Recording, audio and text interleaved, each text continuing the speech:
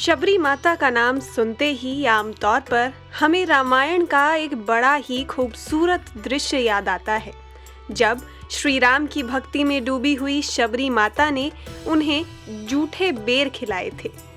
धार्मिक मान्यताओं के अनुसार फाल्गुन माह के कृष्ण पक्ष की सप्तमी तिथि को मर्यादा पुरुषोत्तम राम ने अपनी अनन्य भक्त शबरी के जूठे बेर खाए थे, जिससे न केवल भक्त शबरी को मोक्ष की प्राप्ति हुई थी, बल्कि उन्हें श्री राम के साक्षात दर्शन भी हुए थे और इसी दिन को शबरी जयंती के नाम से जाना जाने लगा।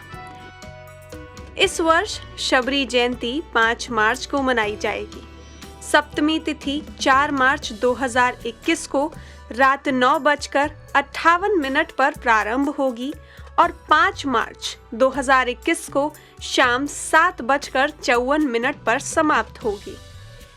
इस दिन सबरीमाला मंदिर में विशेष पूजा अर्चना की जाती है।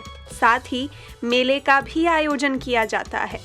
मान्यता है कि इस दिन माता शबरी की पूजा करने से भगवान श्री राम भी प्रसन्न होते हैं और भक्त की सभी मनोकामनाएं पूरी करते हैं। इस दिन आप सुबह ब्रह्म मुहूर्त में उठें और अपने नित्य कर्म से निवृत्त होकर स्नान करें। इसके बाद व्रत का संकल्प लेकर भगवान श्री राम और माता शबरी की पूजा करें। दिन भर के लिए उपवास धारण करें और शाम में आरती करने के बाद फलाहार ग्रहण करें। अगले दिन रोज की भांति पूजा पाठ के पश्चात व्रत खोलें। शबरी एक आदिवासी भील की पुत्री थी और उनका नाम श्रवणा था। वे देखने में साधारण सी लगती थीं, परंतु दिल से बहुत कोमल थीं। इनके पिता ने इनका विवाह निश्चित किया, जिसके लिए कई जानवरों की बलि चढ़ाई जानी थी, जिसके लिए उनके पिता 100 भेड़ बकरियां लेकर आए थे, परंतु शबरी इसके खिलाफ थी। अतः मान्यता है कि वो इस घटना को रोकने के लिए अपना घर छोड़कर जंगल की ओर चली गई। घर से भागने के बाद शबरी अकेली रह गई और जंगल में भटकने लगी। तब उन्होंने शिक्षा प्राप्त करने के उद्देश्य से कई गुरुजनों के आश्रम में दस्तक दी, परंतु शबरी की जाति की वजह से सभी ने उन्हें धुतकारा। अंत में मतंग ऋषि के आश्रम में शबरी को स्थान मिला।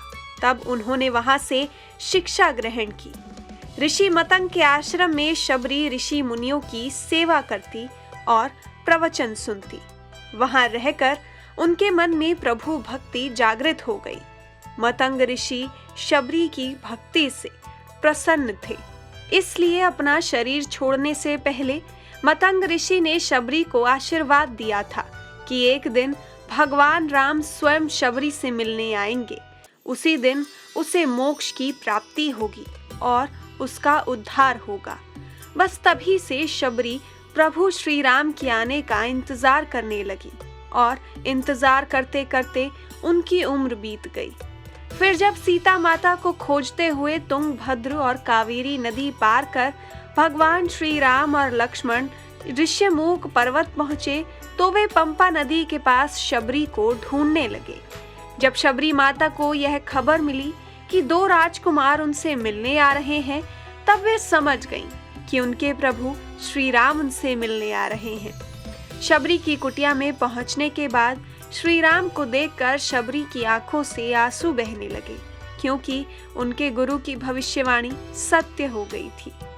शबरी के पास अनेक फल थे, जिसमें से उन्होंने श्री राम को बेर खिलाने का निश्चय किया।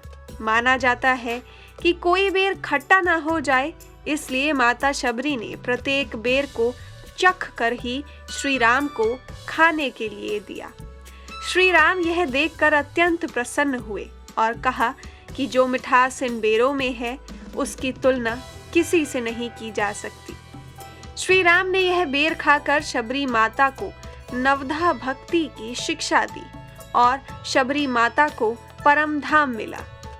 शबरी या मतंग ऋषि के आश्रम के क्षेत्र को प्राचीन काल में किष्किंधा कहा जाता था। यहाँ की नदी के किनारे पर हम्पी बसा हुआ है। केरल का प्रसिद्ध सबरीमलय मंदिर तीर्थ इसी नदी के तट पर स्थित है। शबरी जयंती के अवसर पर कीर्तन भजन और सत्संग का आयोजन किया जाता है और लोग एक दूसरे को शुभकामनाएं देते हैं।